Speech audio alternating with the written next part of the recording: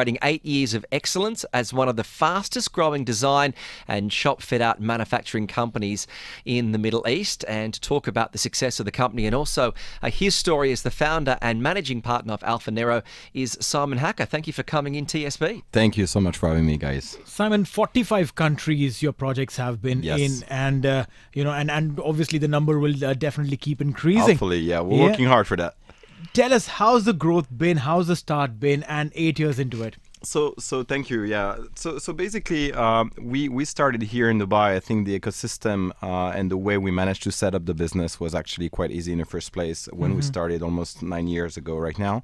And obviously we really grew organically, right? We started to have a very small setup with few workers and started to work with some small brands here and there for shopping malls and airport, because this is what we do.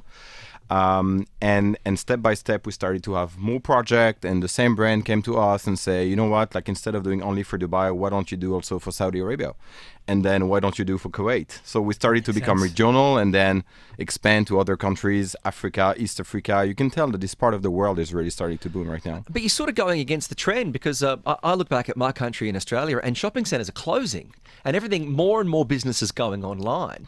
Do you think it's maybe because of the weather here and the relationship people have with shopping malls that therefore you're in a growth industry? So absolutely. I think like in the region, like the shopping malls have a different sort of sense and the different sorts of impact on the communities, right? People are going there to meet, people are there, especially during summer when it's too hot. So obviously, but now I think the brand really invested a lot of money in terms of new experience, bringing new design, bringing something that people can basically don't get on their phone, right? Simple as it is. And this is where we basically have to work on.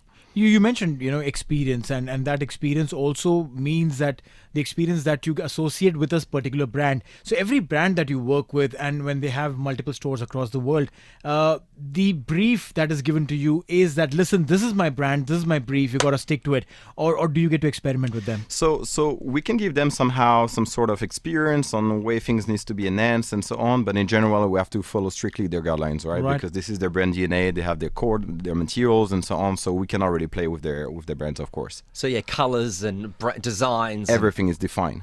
And I think now what's very important, and we can start to see right now a change in the activity, is how we're going to integrate right now this omni-channel aspect, right, bridging between the online retail as opposed to the brick and mortar retail which we're involved. And that's definitely the next step for the retail brands, how they can accommodate this change, how they can accommodate these new needs from this generation Y, Z, or whatever it is, because this is what people want. When it comes down to the research that shopping centres have between finding a way to attract people, but also how they can spend more time in shopping centres and more time in the shop. Of course. What is the common theme? Are there certain colours that make people stay in shops longer, or types of music or fit out? What are some of the tricks that shops use to attract customers? So definitely, I think the way, the type of materials that they're selecting, the colors, the lighting, the screens, and all of this atmosphere that basically those brands are creating are going to keep their customers in, and eventually the more time they spend in the boutique, the more they're going to spend, right? Yeah. And this is basically their end game, of course. No, you're right. But then again, I'll take an cue from what Kitch mentioned over here. There's a brand, I'm not going to name that brand because, well, they've not paid us. But, but a brand, I went there, a clothing brand, a fashion brand. I picked up a couple of shirts. I went to the trial room. The trial room had a massive couch, a leather couch.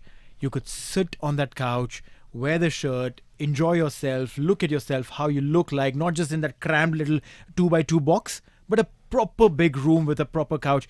And I was like, listen, I'm buying shirts from here just because of the experience that they gave me in the trial room. That's exactly the purpose of those stores right now. So that makes a big difference between just scrolling on your phone and purchasing from Amazon or any other websites, as opposed to going to those stores, having a proper experience, a proper advice from the sales team, and feel like as if you were home, basically. You're just sitting here in your comfortable couch and wearing it, and this is it. Yeah, but then again, you mentioned about getting advice from their staff. A lot of this experience is human driven, right? Staff driven. You might have the fanciest store, but if the staff is not welcoming, if the staff is not well spoken, you lose out. When you got a shirt and you want to buy it and you look around, there's no one there to serve you. Exactly. But then see that as far as shirts are concerned, you can always pick them off the rack. But then when you're looking for something beyond shirts, it is the experience that a human being gives you, irrespective of what the store looks like.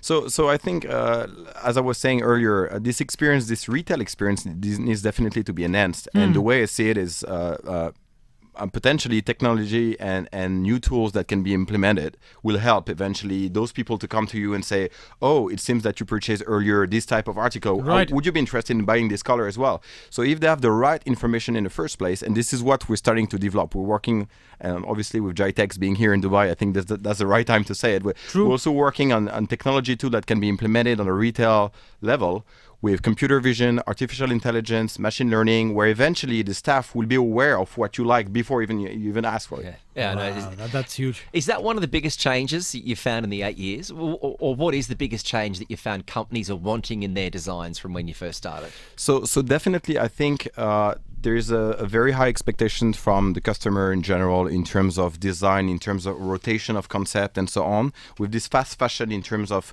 number of clothes to be disclosed, every season and so on. They also want to have the store to evolve pretty much at the same pace. Yep. So that's definitely a main challenge for the brands right now. So they need to change over and over their concept. That's number one. But number two, definitely customers are expecting something else right now when they go in the shopping mall. Right. Also, there are quite a few shops or quite a few brands that, while the whole decor stays the same, those specific points, those purchase points keep moving. So instead of you going straight and going to your, say, the perfume counter, straight and right is a perfume counter, 2 weeks later the perfume counter has been moved from going straight and left. But what if I tell you that right now they have the ability to track the customer journey, the hotspot, the performances of each and every department, each and every zone within the store, and therefore they can reallocate to better target the customers. This is what they want to do. Better target or make me travel more within the shop? Well, maybe they're going to push you to discover some new places. Simon, if we were creating a supermarket for Neil, you would have the entry, and chocolate would be all the way down the back to make him walk through every single You're going to walk aisle miles and miles and go there. straight down there where you're going to spend 45 minutes before you come back. I wouldn't mind that. I'll get my steps in, so I'm going to burn those calories. Exactly. You want As that you're right. going there, you're actually burning your calories of the chocolate. Right. Makes sense. When it comes to people who are starting up businesses now, Dubai has become so much of an entrepreneurial hub. We're seeing, visas and so many allowances. Yes. What advice do you have someone who's thinking about doing what you've done and come to this region and start up? So as I was saying, Dubai offered me personally an amazing opportunity, obviously, that I couldn't necessarily find in Europe, especially for an industrial activity, right? So I would say that the ecosystem is absolutely amazing here, from the trade license that you need to initiate to the visa process to any sort of regulations in place. It's so efficient, and even more than 10 years ago, of course. You can tell that everything can be tracked. So my advice would be simply go with the different administrations and the different process, and the journey should be so easy somehow to do it. Amazing. It's an incredible story. It's a great Dubai story. That's Thank why I you. like Exactly. it. That's typically a Dubai story, and I'm very proud to be part of it. And Mr. Simon Hacker, who is the founder of Alpha Nero, he's now in more than 45 countries in the world after starting out here 8 years ago in Dubai. Congratulations on your success. Thank you so much. Thank you for joining us on TSB. Thank you. Thank you.